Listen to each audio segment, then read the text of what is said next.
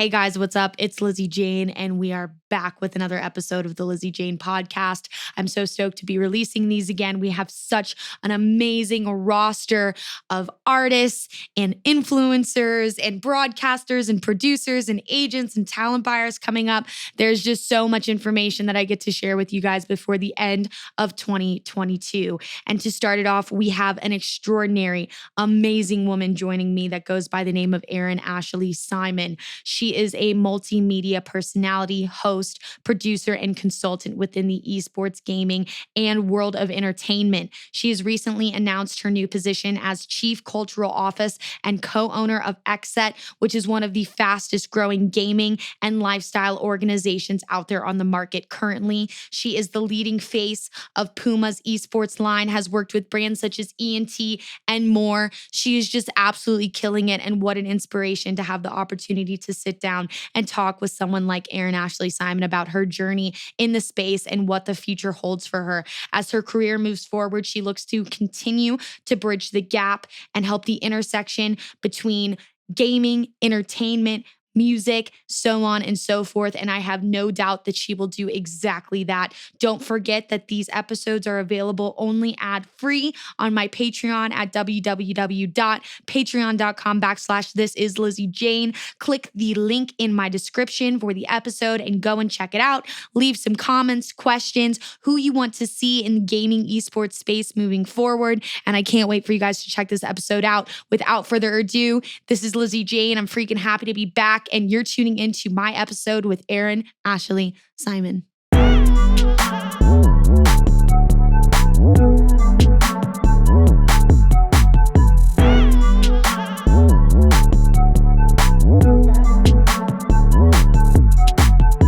The show today was brought to you by Vitapler E-Boost Gum. With no pill to take or powders to mix, Vitapler E-Boost Gum is a first-of-its-kind energy rave supplement that provides magnesium, electrolytes, and antioxidants while you chew. Vitapler is the perfect complement to my active lifestyle, whether it's at the festival, on the road touring, or hitting the gym. Chew Vitapler and dance with confidence. Use code LizzyJane for 10% off any order. All right, here we go. Well, we have Erin Ashley Simon on the Lizzy Jane podcast today. Erin, thank you so much for joining me today. Yeah, of course. Thank you for having me. Yes, absolutely. As we were just speaking, I'm very excited to jump into this conversation because you are someone who has just carved their own path in not only the lane of esports, you have kind of worn multiple hats, which I think as an entertainer in the entertainment industry or any space in Web3, video games, movies, television, music, you have to wear those multitude of hats to continue building the industry that you're working in. And you are a multimedia extraordinaire, a broadcaster, producer, co-owner of your company, XSET, and so much more in between. And I just want to thank you for joining me today. And, these conversations are a necessity, building the gap between music and video games and all of these people who sit a little bit in between those two circles. Yeah, I mean, we kind of talked about it before we hit the record button, but the industries are all intertwining together bit by bit. Whether it is people going over into the gaming space, people going into Web3 space, whether it's discussing just overall conversations about licensing and syncing when it comes to music. So the world of entertainments are no longer siloed. They're all just becoming one thing. They really are. And I think it's amazing too, because on our end, as a producer, we're now working with labels such as Monster Cat or, certain things like Capitol Records, Sony Records that are working very closely with getting our music in Fortnite, getting our music in Valorant, and every game, Rocket League, that has like an exclusive contract with Monster Cat. And it's really awesome to see that you have just stepped in this like liaison space, working with professional athletes, working with huge record labels, and bringing those two groups together, because it's just really awesome to see somebody's career grow and not have a boundary. And I think that's what the entertainment arts are really all about. Yeah, I mean, I'm also very lucky because I've been able to have be able to like touch all aspects of entertainment in some shape or form throughout my career.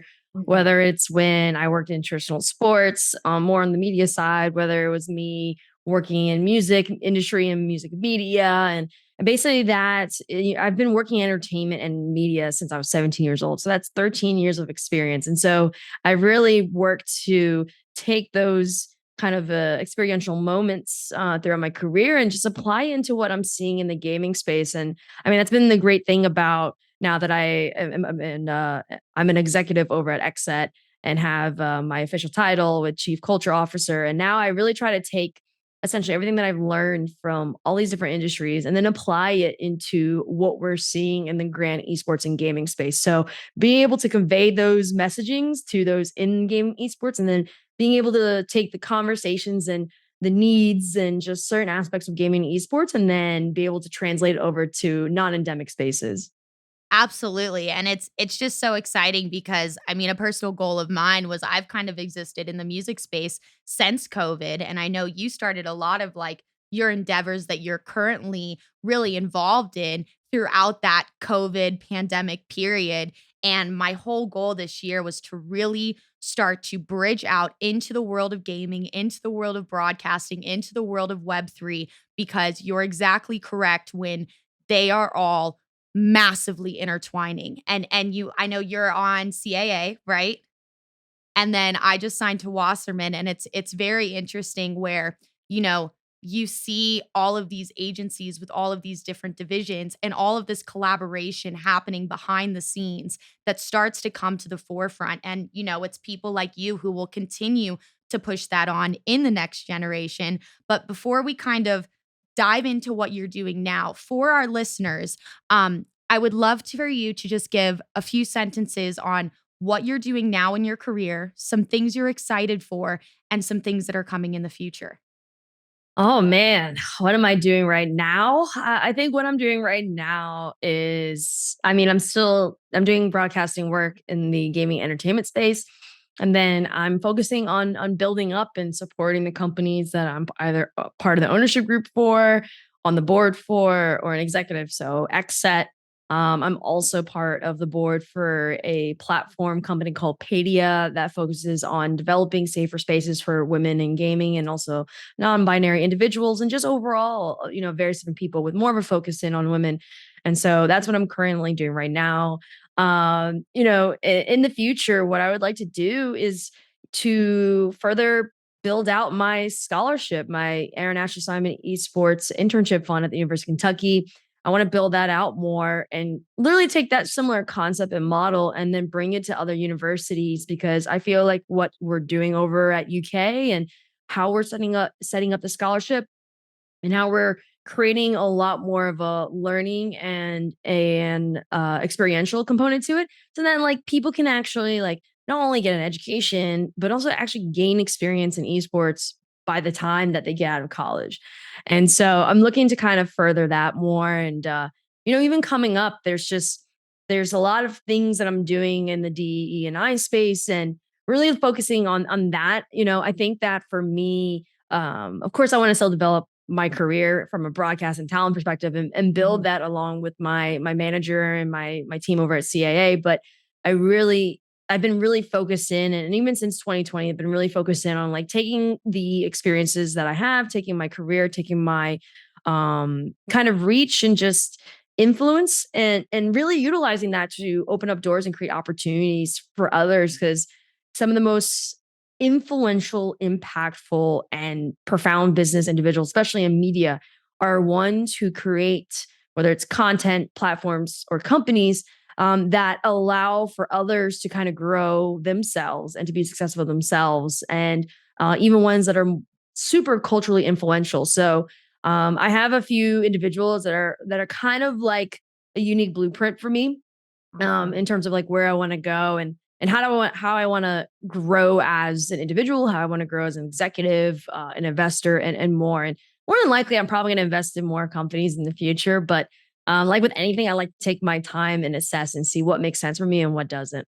Absolutely. I mean, anything worth keeping takes time to build and establish and learn and improve on. And I mean, just going back to kind of what you were talking about with the Erin Ashley Simon Fund at the University of Kentucky, I mean, you hit it on the head right there. I graduated from Full Sail University. I'm sure you're somewhat familiar. A lot of those people they have an amazing gaming division. I went for audio engineering and Foley sound. I did a few internships with Pixar and Soundscape before I got kind of into the world of producing. And, you know, with our parents, I feel like it was we were in a time where if you received a degree, bachelor's, master's, PhD, or, so on and so forth, that kind of guaranteed you like a job or like guaranteed you like this time in your life where, okay, you're going to get the return back that you spent on school, spent on student loans back in the job that you're going to receive. And I just don't think that that's the time we live in anymore. They want experience. They want people who have had their feet on the ground. And a big thing that Full Sail had was their internships, was their connections with those companies. And a big thing that I did not see with traditional big school universities were spaces for people in the arts, in entertainment, in gaming, in tech to really dip their toes in the water before they were out of school. So, I mean, that's just cool in itself to see that you're really putting that on the ground to develop people in school to be ready when they're out. And going back to your schooling, I know that you played soccer in school for a while, and then I even heard that you didn't even get your degree in broadcasting. So tell me about your college experience and how you propelled yourself into gaming once you kind of got to UK. Yeah, I think the great thing is, even prior to my collegiate experience, I was already developing myself within the media space. So when I got to University of Kentucky, obviously soccer and academics came first, but UK really gave me a platform to gain experience, especially since our basketball program is one of the best in the country. We already have a lot of attention in the sports space. So I was able to work a lot with the basketball team in terms of media and additional sports as well. And so, my experience there has really helped to shape essentially the foundations of the work that I've done in media. And going back to what you're saying, part of the reason that I went to University of Kentucky is because it's network. It's also one of the best journalism programs in the country, and so I was looking at various different things. Like obviously, I wanted to play soccer competitively, but also for me, the journalism degree as well as the networking connections were super important. That's one of the things that I got out from going to college is like, granted, there are some degrees that I personally just don't feel like you necessarily have to go to college for. You can learn, but the benefits of going to college, of course, is depending on the universities, is the network that you can get from the university as well as the alum that go after it. And so, and then I realized the University of Kentucky alums go very vast or very vast and far. Sorry, it's been a Mhm. long day and wasn't able to get coffee. And so, I got my journalism major degree there, but I also minored in business management, which a lot of people don't really know about. My A lot of my experience, granted, journalism is great. It teaches you how to storytell.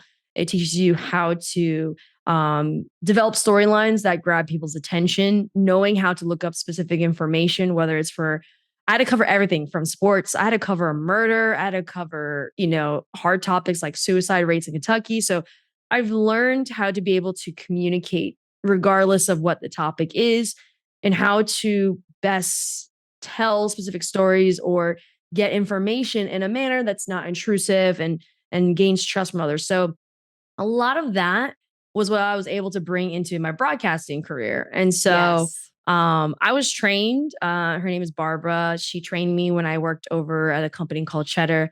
And that's where I really like honed in and really developed my on-camera skills. But the great thing is even before that, I was podcasting. So I was already engaging in front of the camera and there was a level of comfortability I already had. And then I built it on from there. And so the experience and the knowledge and information I gained from the journalism department is something that I still take with me to this day. And then also, the business management minor I would say, is probably the biggest thing that has helped me in my career. I Mhm. know a lot of people know me for on camera and a lot of the work that I do in media, but it's actually the business knowledge and information I gained from that minor. And then, even from a certification I did later on and continue to do is what really helped to prepare me and propel my career. And so, that's why for my scholarship, I require the students to get either a major or a minor in business. I'm a big advocate for the arts, but the biggest issues we see in arts is the business side and Hmm. contracts and on finances and stuff. So I want the student to have an understanding of the business side so that regardless if they want to be more of a left brain or right brain, they still be well equipped to continue their passion and go wherever they would like to go. Absolutely. I mean, you really just explained why I have this podcast, because there's this whole side of the entertainment industry that if you're not knowledgeable on it and you're not trained in it and you don't have someone in your inner circle or on your team who has the experience and the expertise in said area, you can end up in really unfortunate situations. And having that business minor is so important. And I mean, even going back now, knowing that you had major in journalism, minor in business, I mean, that's kind of a duo for success in what you're doing today, because you put that together with the on-camera acting. And I acted when I was a child, and that's a whole nother thing that you have to get used to. I mean, I love being in the comfort of my own home and doing these remotely, but it's a whole nother animal when you're not looking at yourself. You have to understand your mannerisms, what your hands are doing, what your eyes are doing. It's just a whole nother beast to tackle. And, you've said you've been really on this endeavor, wearing multiple hats for the last, 10, 12, 13 years. And even though you're still so young, it's kind of crazy to reflect on journeys and understand how you've kind of chipped away at these little things. And then you reflect and you go, okay, this consistency, this dedication, it's all built up to something that I'm seeing in real life in real time now. And you're able to give back and impact and help other students and other, young adult professionals who want to be in this space at universities, and I'm sure a multitude in the future. I personally am very curious what the process is when starting a fund. Well, it depends on a few things, right? Like when you want to set up a fund, there's different ways about how that fund will be allocated. So essentially, when I was talking to the University of Kentucky, I was like, hey, I'd like to create a scholarship fund. They said, okay, for what?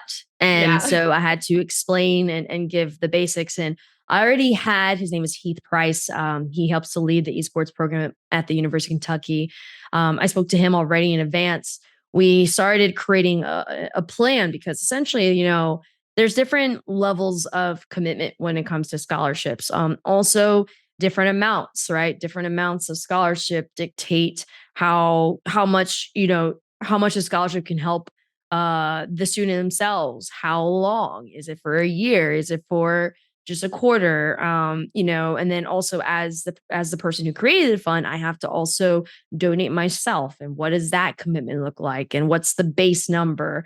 And so it was a lot of me working with the department that facilitates scholarships and really discussing like, what can I do, what will I be able to do, and just I really sat down and talked to them and said, hey, I want to create a scholarship that is impactful, can help many students, but like is impactful per individual student. So I didn't Mhm. want a scholarship where it was like, okay, there's five students who get the scholarship. I really wanted to be, okay, every now and then one recipient, and then we're able to focus in on that one recipient at least until they get to their senior year.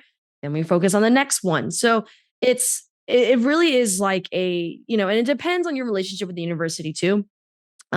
Sometimes I've had people come up and say, "Hey, we love to put a scholarship under your name," or there'll be like my situation where I go to university and I'm like, "Hey, I would like to create a scholarship." The good thing is I was already working with my alma mater when it came to the esports program, and I've done some stuff with them already, so I was already having these conversations, and then. They were very well aware of what I've been doing in this space and how I wanted to change this space. And so when I went, it was a long process. It literally took, I would say, about a year until I was able to really put it out. And then, now there's a whole process, right? There are criteria that I asked to be part of the scholarship. And so, one of it has to be for a student with a financial need. They have to have at least a 3.0 GPA. So there's certain criteria that these recipients or those who, I guess, or apply for the scholarship, for them to receive the scholarship, they have to hit these specific criteria. But then there's also, the process of the University of Kentucky is going to narrow it down, and then I'm going to sit in on that process to select who is going to be the first recipient. And so how that's done is they are going to be submitting videos and also written responses to a few questions that I worked with the university on. And then we're going to go over just all their information, whether it's a video or written form, for me to really get to know the student. And then from there, I will work with them to say, okay, this person is going to be the person who gets it. And then we'll announce it. And then that's the kind of the beginning process. So in the whole year span, it's essentially like you have to figure out how much money are you willing to commit, criteria, what is the overall plan. Like I had to work with the esports program to plan out the students' 4-year journey. Mhm. And then what happens if I bring more money in? What happens if I bring more donors or more donors contribute to it? What does that look like now? So it was a lot of conversations, a lot of like, this is the route you could go. This is another route. This is what happens if you do this. And really mapping out the path of like, how do we build this up to be one of the most reputable scholarship opportunities?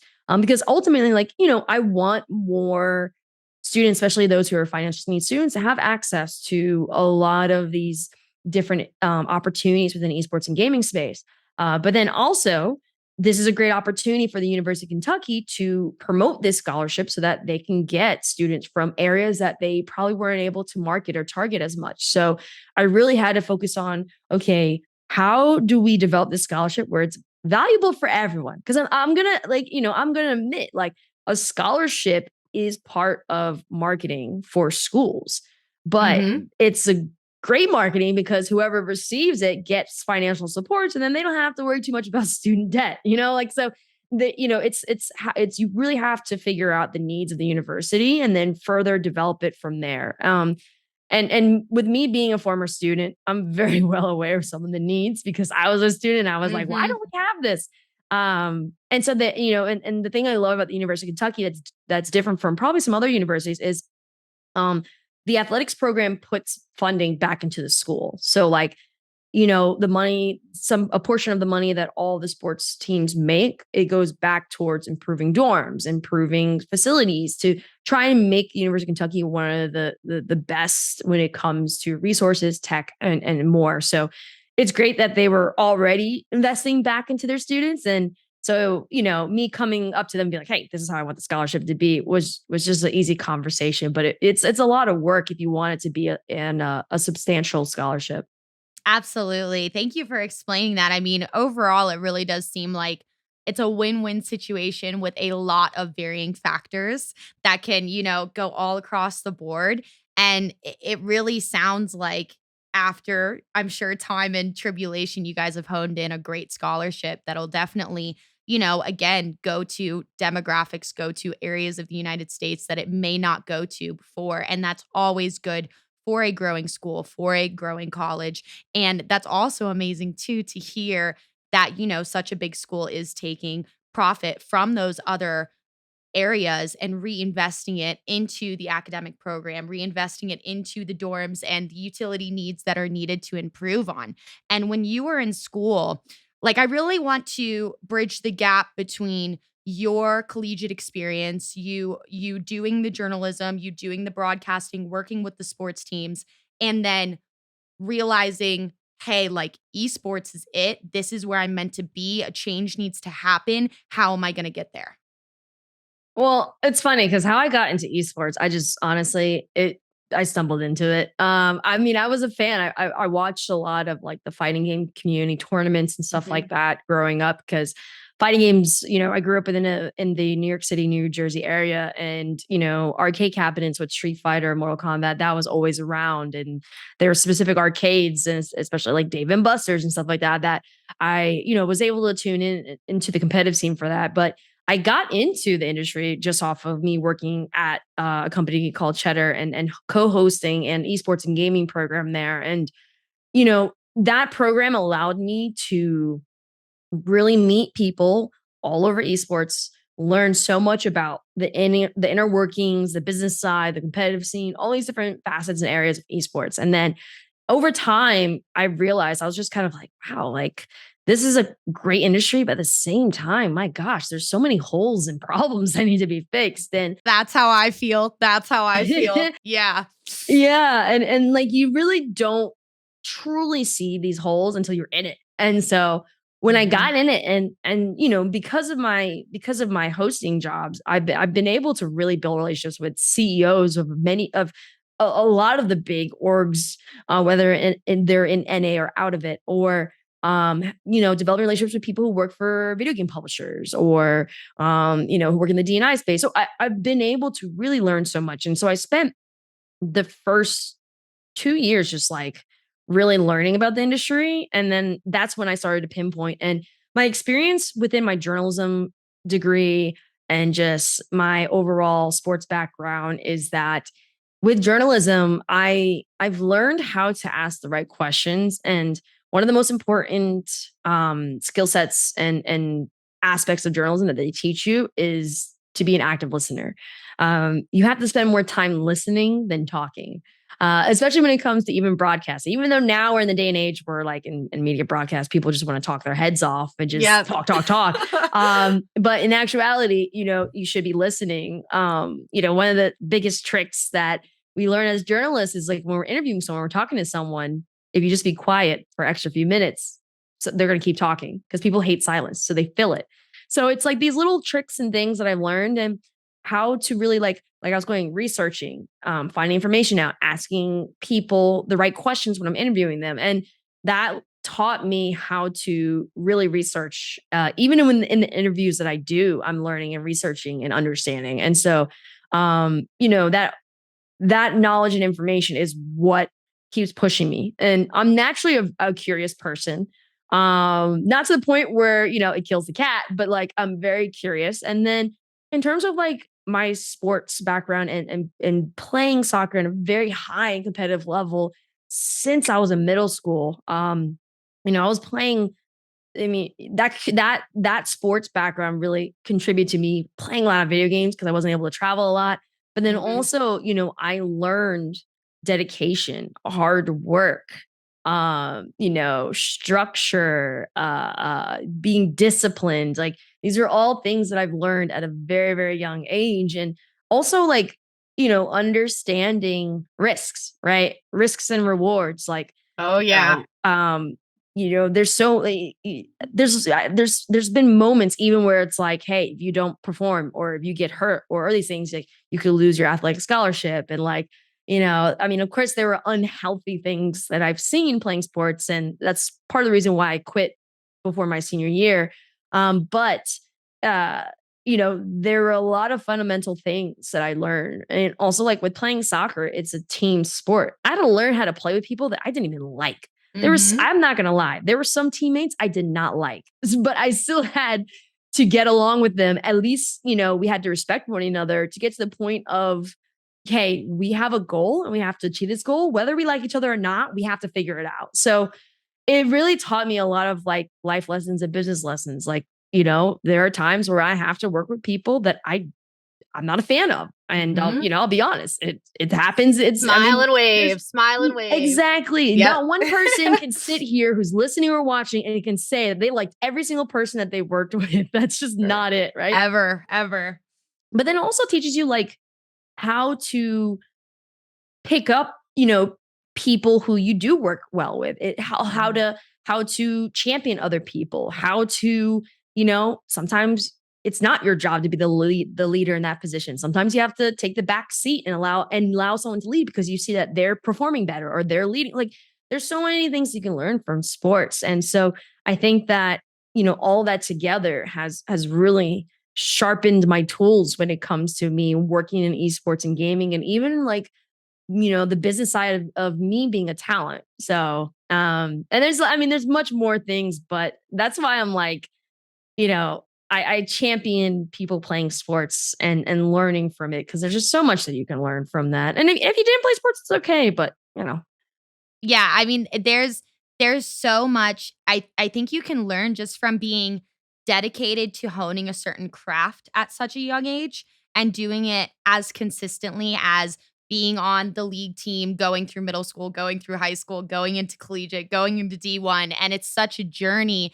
And you think of it because you're like a kid and you're like, oh, this is my kid life and I'm having fun. But you don't realize that you are being taught these characteristics and growing yourself to ways that the most influential parts of your life are when you are a child and when you are obtaining information from media or coaches or team members. And even in the world of entertainment, so many people who aren't necessarily clued into the back end, they think it's just like you. They think it's just Erin Ashley Simon doing everything, sending all the emails, doing all the day-to-days, and it's this large team to bring a bigger vision to life that's supporting your values, your morals, and what you're trying to achieve in your career. And it's just it's always about that knowing when to step forward, knowing when to take a step back. And it's really, really awesome how you have developed that into what you're using on your day-to-day basis. And when you were in, soccer as a child, I'm sure practicing multiple times a week, traveling on the weekends. I was a dancer my whole life. I know exactly how it goes.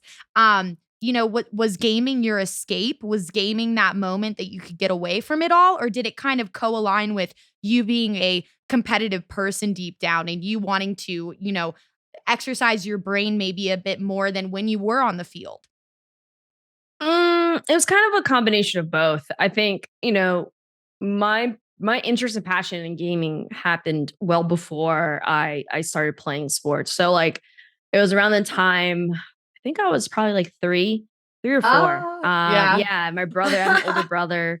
I think he was like 6 or 7 at the time. And one of the first games I played and remember even watching was Sonic the Hedgehog on the Sega Genesis, watching him play. And my parents were always like avid gamers. Like we even had arcade cabinets in our house. So, me playing video games has been something that was always there.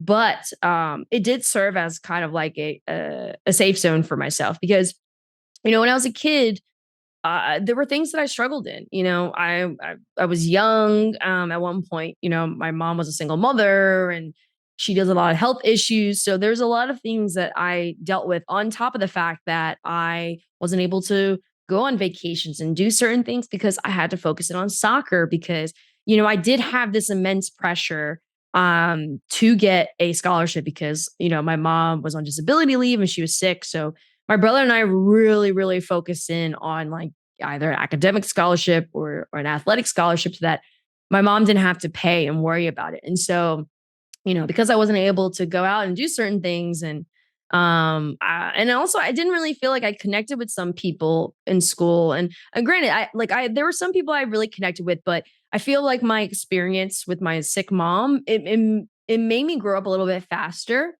So I didn't really connect as much with kids who were my age, and I actually connected more with people who were older. So because of that, it was kind of hard for me to find my specific friend group within high school, middle school. It all changed when I went to college, but like so video games were kind of like my outlet where like I made friends through playing specifically Halo on Xbox Live and that, and then it became routine where I started playing with them often and we would compete and stuff like that. And so it really helped me.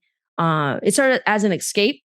I was still able to be competitive. And I mean, that's still why I play video games now because I find I have an outlet for my competitive side. It doesn't go away. Like it's never gone away. But and then also like I was able to during a very difficult time in my childhood, I was able to like find people who just liked me for me and didn't know about some of the trials and tribulations I was going through or my family was going through and just like wanted to game. And so it was nice in that sense, because I I don't really talk about it as much, but because I was a top athlete, because I was good at academics and this is something I've come to terms with now and I'm completely okay with it. But like growing up, it was hard when everyone had this perception that oh, you're successful, oh, everything's okay, this expectation of like, oh, you're kind of putting on for our school. You are this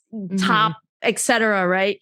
And there's a lot of pressure that goes into that, and with that pressure, right, you deal with whether it's you not as you're being successful, you're trying to understand your identity and learn certain things about your life. Like I had to figure out and come to terms with my sexuality, deal with the fact that I'm mixed, Mhm. and growing up not feeling like I'm fully embracive on both sides, and just other things too. And so I felt like video games were like the one thing, out of a few. There was a few. Anime was also one of those outlets for me too, but video games were one of those one things that I felt like I could be 100% me with the people I played with, and I wasn't judged.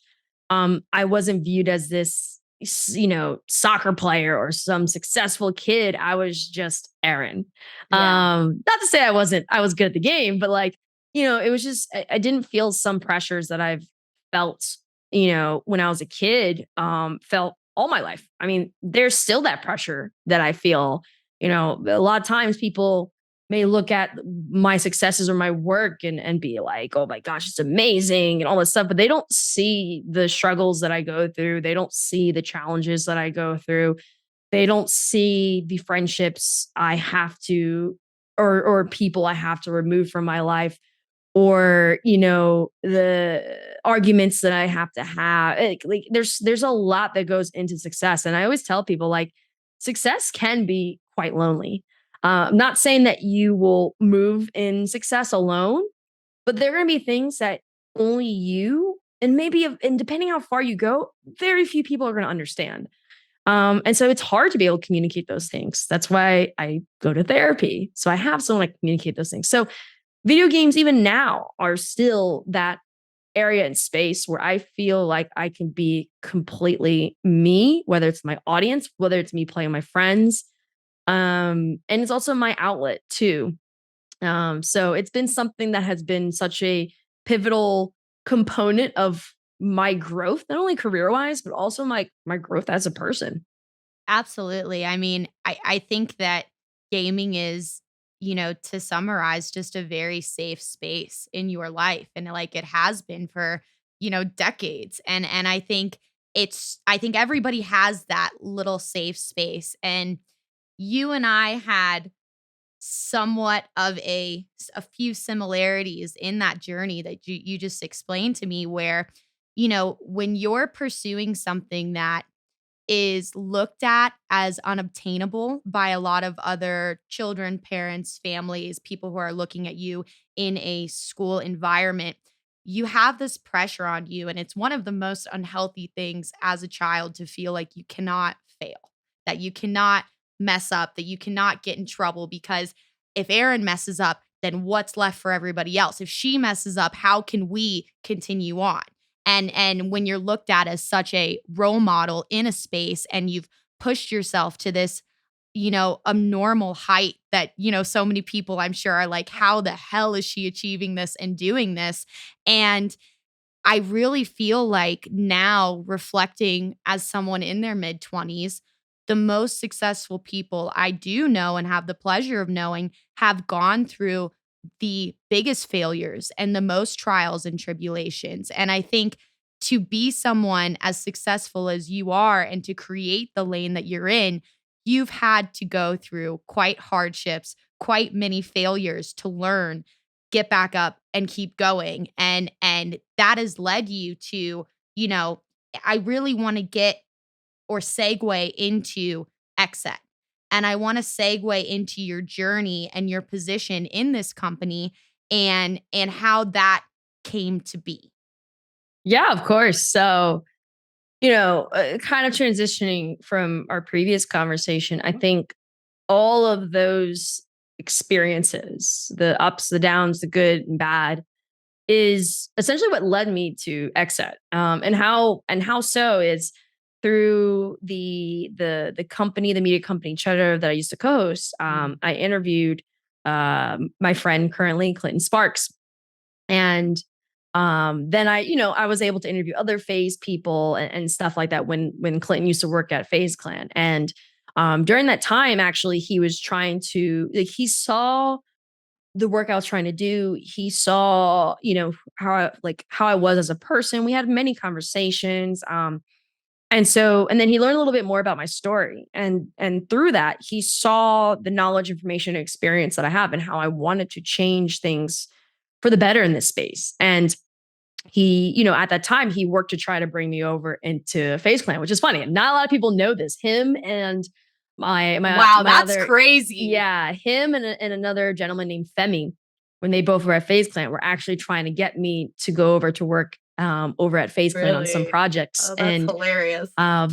they just didn't want to do it. And, and listen, I have no hard feelings towards anyone. I understand it might not have been in their business plans, and that's completely okay. But so then after, like I would say, like it was either a couple of months later or a couple of weeks later, Clinton hit me up and he was like, "Hey, me, Greg, and a few of the former execs over at Phase and a few others is like, we're going to be making an org. It's about everything we've been talking about. We're finally going to be able to do what we want to do, what we've discussed, which is a lot of the diversity, inclusion, and entertainment side, and just further changing the esports industry." And so he was like, uh, "You have to come." Yeah, like you got it. Like, hello. Yeah. Yeah, he's like, I want you to be part of this. And I was like, all right. Let me meet the CEO. Let me meet everyone. So that's when I met Greg Salco. And, I could tell. I was like, all right, he gets it. That's the thing that I really appreciate is like our executives get it. They get the change that's needed for DNI. They get how to build a company and orgs to be successful. Like they just got it. And then the great feeling and the thing that happened was with XSET was like they since day one, they treat me like an equal. They really, wanted my knowledge and information, my perspective. Whether we wanted to challenge each other's thoughts respectfully, all these different things. Like they saw the value that I brought. Clinton definitely knew early, but the rest of them eventually saw. And as part of my working with them, I was like, hey, I'll work with you all, but I'm going to need ownership. And so they didn't bat an eye. He's like, okay, we'll give you stock. So, and so, for it was a very easy conversation. It was a very, very easy experience because like they saw my resume, they saw everything I've done. They knew that I knew a lot of people in gaming and esports entertainment all around. And so, but then as I worked with them, they really saw my knowledge. They really saw my connections. And so ever since then, it was really great. And, originally when they brought me in, I was like, hey, I don't mind helping. I want to see this grow. And so I worked actively behind the scenes on a lot of projects for 2 years.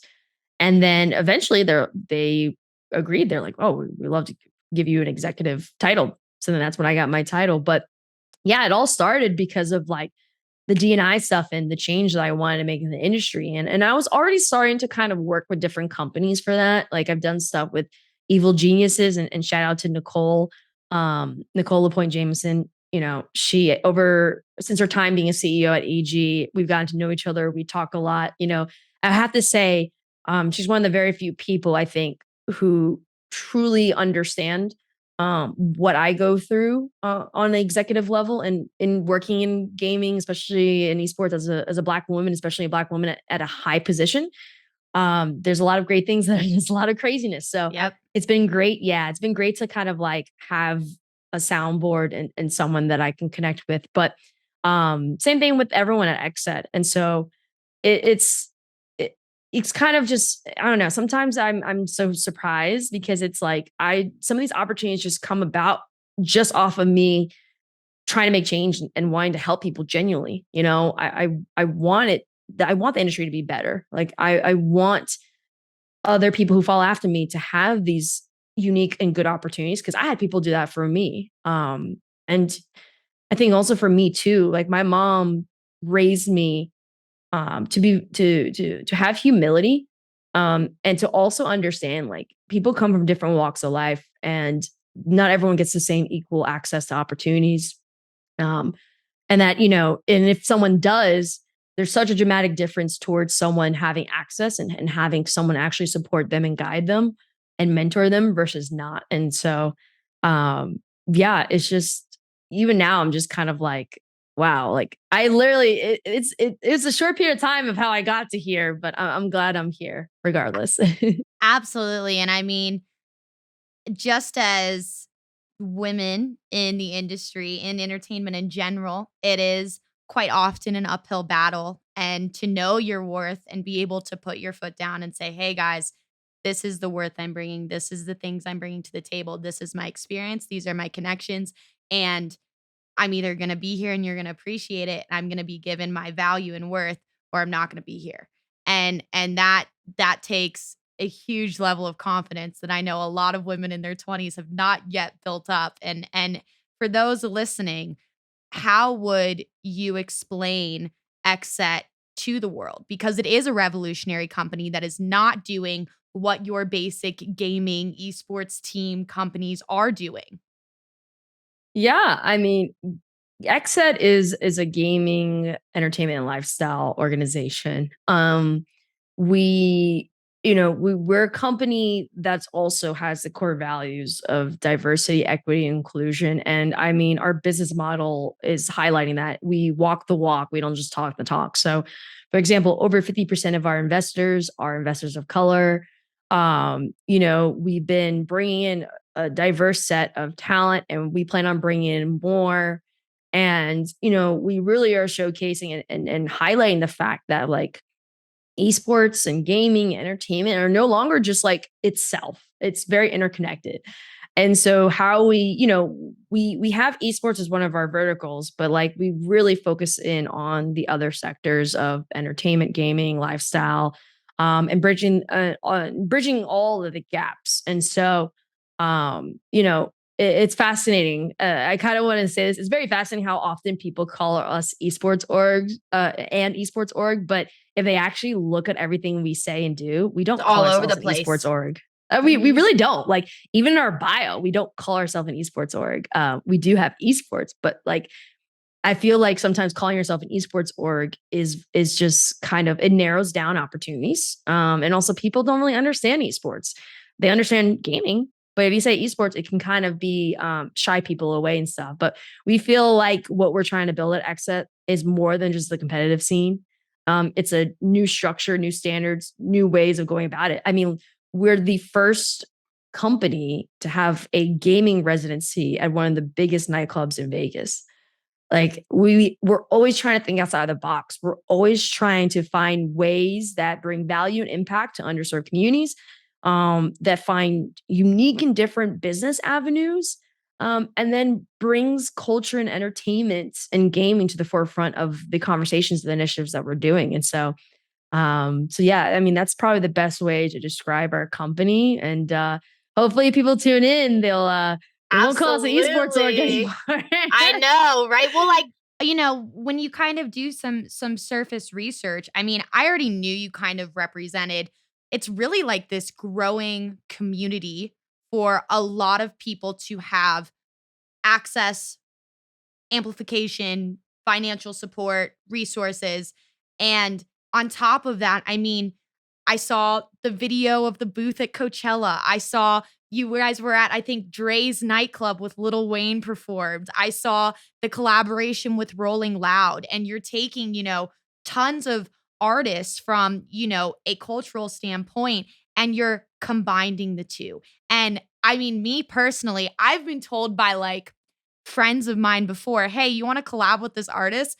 learn WoW or learn go on and get on with GTA with them, and we all game and we're all on the Discord, and that's how we like make so many of our connections. And I've seen through your YouTube videos, through your website, that you guys just have these massive artists come on.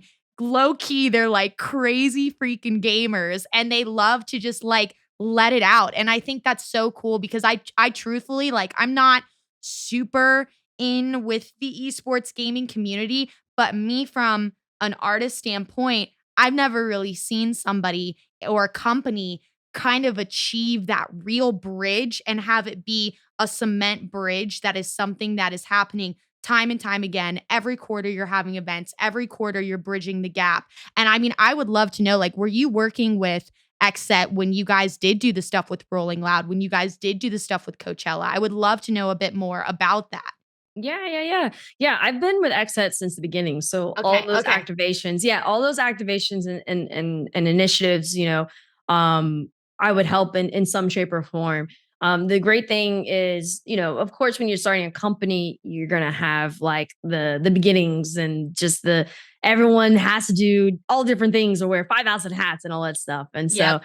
yeah, we knew that we're gonna enter into that space. And well, I was part of us, mentioning and announcing like T Grizzly and Ozuna and Mhm. helping with some of the stuff that we've done with them and Sway Lee and, we, and even on like the sports side. So, I think that the cool thing is like you're mentioning, like all the people that we brought on, they are gamers and they believe in the DE and I, objectives that we have as a company. And so it's great when you have a group of individuals who believe in the overall mission and what is needed in order to like really make this org stand out and be different. And I think that for us, it's like, we're continuing to grow, we're continuing to build, but like I was saying, we're gonna find much more unique opportunities and we have much more announcements when it comes to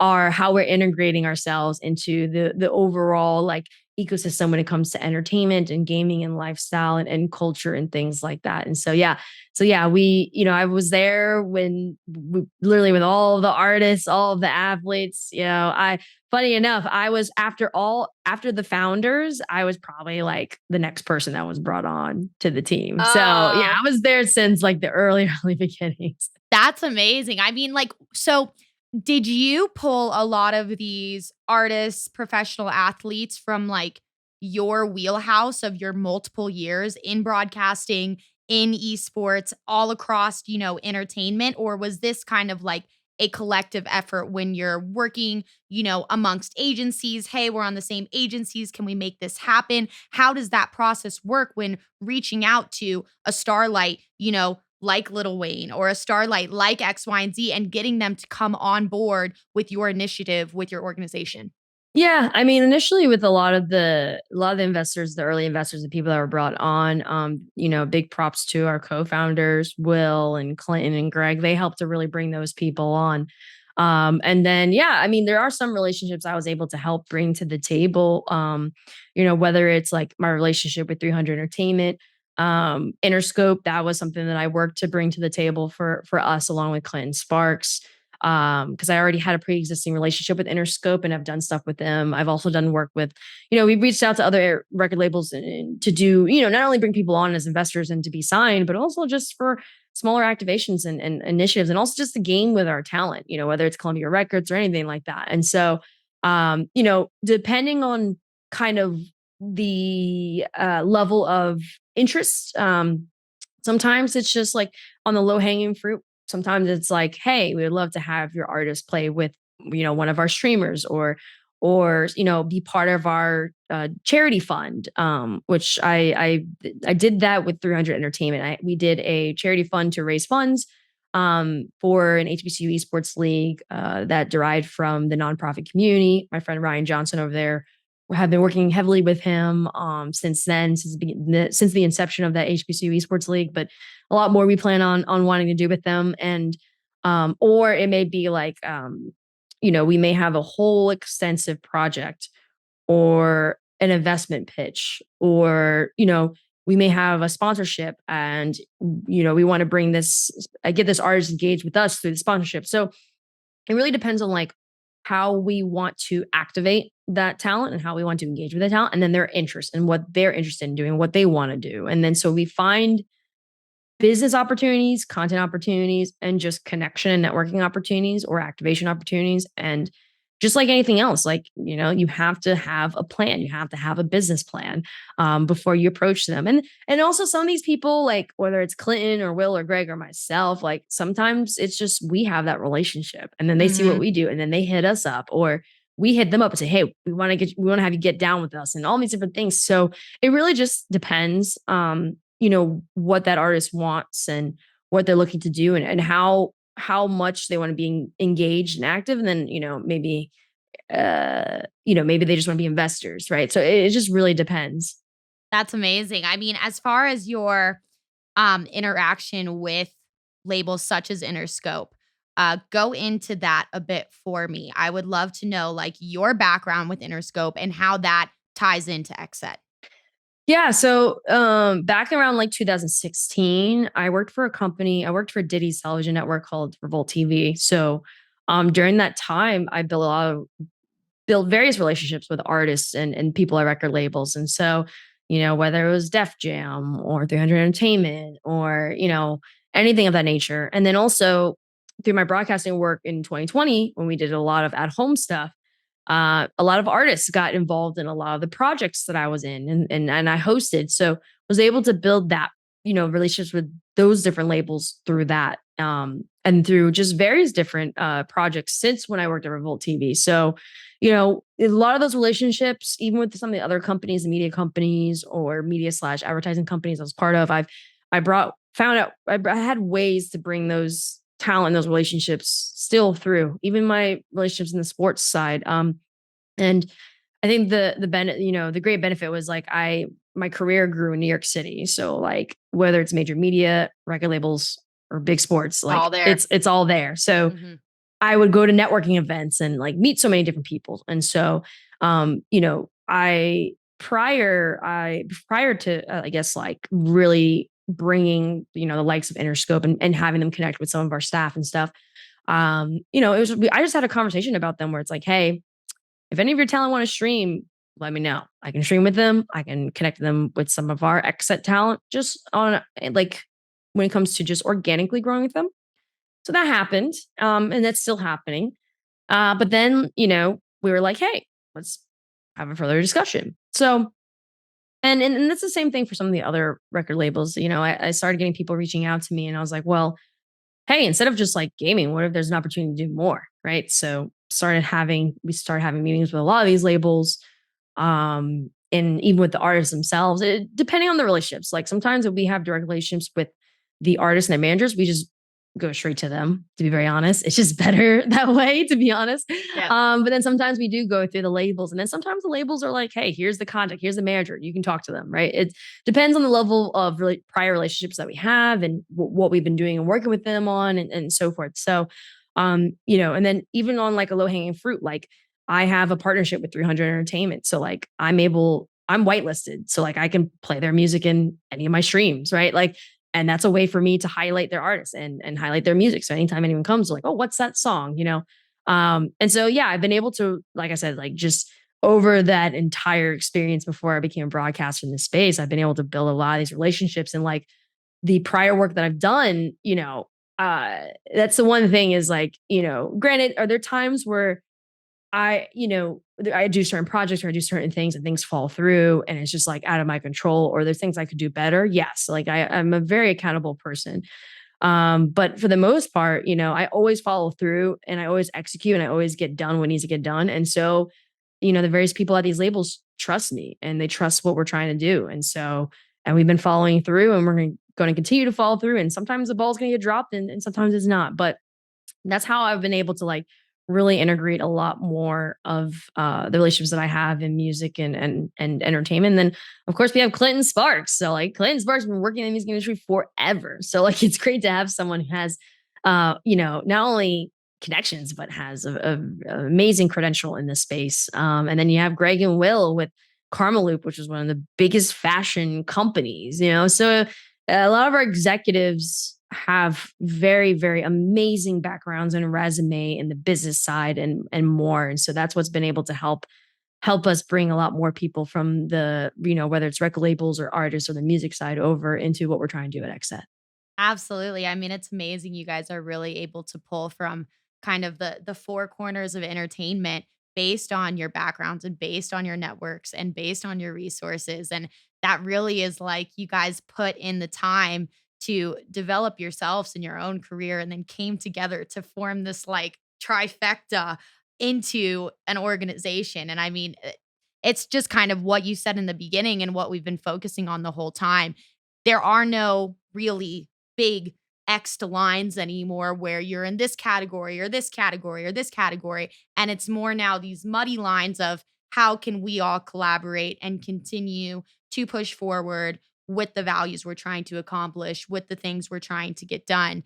And it's very exciting to kind of all see it happening in real time. Like I'll see you pop up on Instagram and you're on like Good Morning America and then you're on the streaming and it's very, very cool. And it's amazing that even platforms, such as Good Morning America are taking the time to talk about esports and talk about video gaming. And it's these conversations that I don't think have been able to break through to a lot of mainstream citizens in the United States for a long time, and they're finally starting to happen.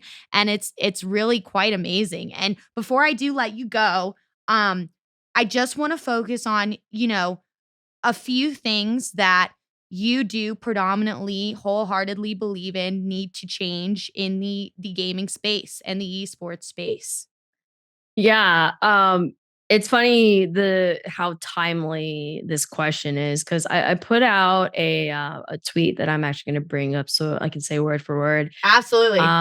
You know, we had these conversations about like how you should work hard, and of course, like it doesn't matter if you work in esports or gaming, whatever profession you have, you should work hard. But the one thing I said, what we need to change is this toxic like hustle culture in the sense of like, hey, I struggled, so you have to struggle too mentality to achieve things. Like that shouldn't be the case.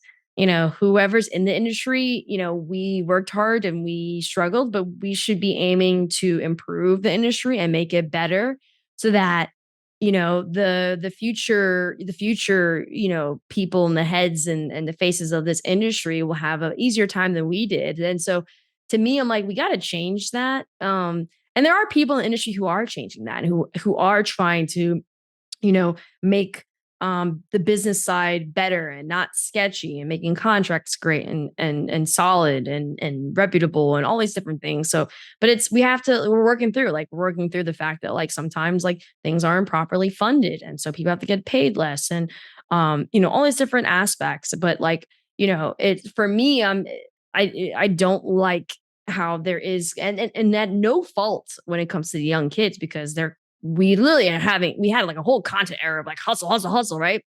And that's all they see and that's all they may know. But at the end of the day, like, you know, we shouldn't be setting up this industry for others to have to struggle to meet ends or struggle to accomplish big things, right? Like, yeah, there are going to be hard times. Yes, you got to put in the work, but it doesn't make sense. That's kind of like for me. That's also you know a perfect example that I always use whenever I discuss kind of this conversation is like, you know, that's kind of like if those in the civil rights movement were like, hey, we put in the work. And so, like, you guys have to struggle like we do. No, they did No. that so that the next generations will have a easier and better time than them. And the civil rights movement was only like 60 years ago, right? So it's like, you know, we have to try those in industry to find ways to make the to solve some of the problems and to fix things and to help to financially support or create some stability where the people who come in our place next and the talent that are coming up and the staff who are coming in the industry don't have to struggle as much as we do. So that's kind of like one mentality that I hope we can end up erasing in the industry and create more of a sustainable mentality versus like a grind till you pass out and all these different things, you know? So I just don't think that's healthy. And it's not going to help on a diversity and inclusion front. It's not going to help us from a growth and business perspective to have that mentality. And then also it enables predatory behaviors and practices. So Mm-hmm. I'm hoping we can change that so that we can make this industry much more sustainable and better moving forward. Well, my head first goes to when are you going to run for president? Because I think our whole country Oh needs that right gosh. now. And then my second response is life is about balance and it's about working really, really hard, but it's also about enjoying it and enjoying the people you're around. And if you're in a consistently toxic work till you burn out, community and an environment, it doesn't serve for things to be better for the next generation.